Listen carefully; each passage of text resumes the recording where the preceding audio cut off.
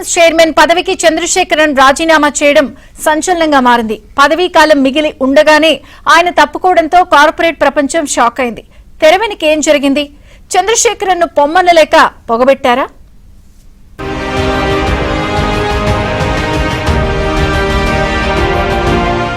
Tata Sons chairman పదవికి ఎన్ చంద్రశేఖరన్ రాజీనామా చేశారు. ఆ పదవిని తాను మరోసారి కోరుకోవడం లేదని స్పష్టం చేశారు. ఆగస్టు 18న టాటా సర్వసభ్య సమావేశం జరగడానికి ముందే ఆయన రాజీనామా చేయడం కార్పొరేట్ వర్గాల్లో హాట్ టాపిక్ అయింది. టాటా గ్రూప్లో తాను 40 ఏళ్ల పాటు వృత్తి జీవితాన్ని పూర్తి చేసుకున్నానని చంద్రశేఖరన్ తెలిపారు. ఈ ప్రతిష్టాత్మక సంస్థకు సేవలందించడం ద్వారా సంతృప్తికరమైన అవకాశం లభించిందని అందుకు కృతజ్ఞతలు తెలిపారు. వారసత్వంపై త్వరగా నిర్ణయం తీసుకోవాలని టాటా బోర్డుకు ఆయన విజ్ఞప్తి చేశారు. 2027 ఫిబ్రవరి 20వ తేదీ వరకు ఆయన పదవీకాలం ఉంది. కానీ కొన్ని నెలల ముందే చైర్మన్ పదవి నుంచి తప్పుకున్నారు.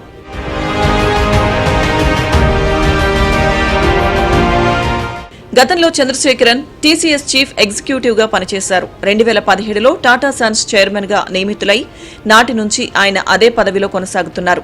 అయితే చైర్మన్ గా చంద్రశేఖరన్ ను మళ్లీ నియమించడంపై టాటా సన్స్, టాటా ట్రస్ట్ మధ్య వివాదం నెలకొన్నట్లు సమాచారం. ఈ నేపథ్యంలో ఆయన రాజీనామా చేశారని తెలుస్తోంది. టాటా గ్రూప్ సంస్థలో steel, Motors, TCS, Indian hotels ఉన్నాయి. ఎన్ చంద్రశేఖరన్ ఇప్పటిదాకా వీటికి చైర్మన్ గా వ్యవహరించారు. The original plan was for him to resign. This is only for a small period of renewal for the 5 years. So having understood that, he had decided, this is a pre-decided decision of his.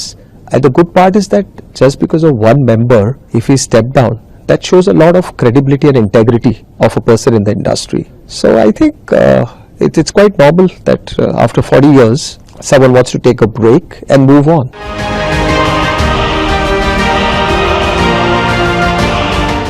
తమిళనాడులోని మోహనూర్ అనే చిన్న గ్రామంలో ఓ వ్యవసాయ కుటుంబంలో చంద్రశేఖరన్ 1963లో జన్మించారు.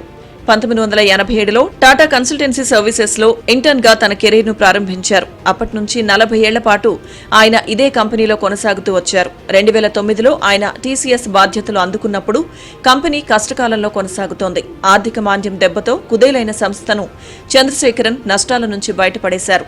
ఆయన నాయకత్వంలో company వార్షిక ఆదాయం $20 బిలియన్ మార్కును అందుకుంది. దేశంలో అత్యంత విలువైన టెక్ కంపెనీగా అవతరించింది. చంద్రశేఖరన్ హయాంలో టాటా గ్రూప్ కొత్త వ్యాపారాల్లోకి అడుగుపెట్టింది.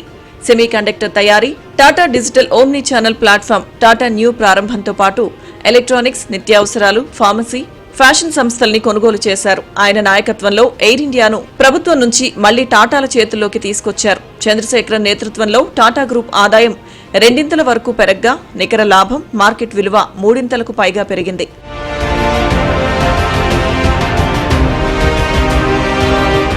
మరోవైపు చంద్రశేఖరన్ రాజీనామాతో టాటా కంపెనీ షేర్లపై దెబ్బపడింది. టీసీఎస్ షేర్లు 4% వరకు కుంగాయి. టాటా మోటార్స్ ప్యాసింజర్ షేర్లు 4.11% పతనమయ్యాయి. టాటా కన్స్యూమర్ ప్రొడక్ట్స్ షేర్లు, టాటా పవర్ కంపెనీ షేర్లు కూడా 3% నష్టపోయాయి.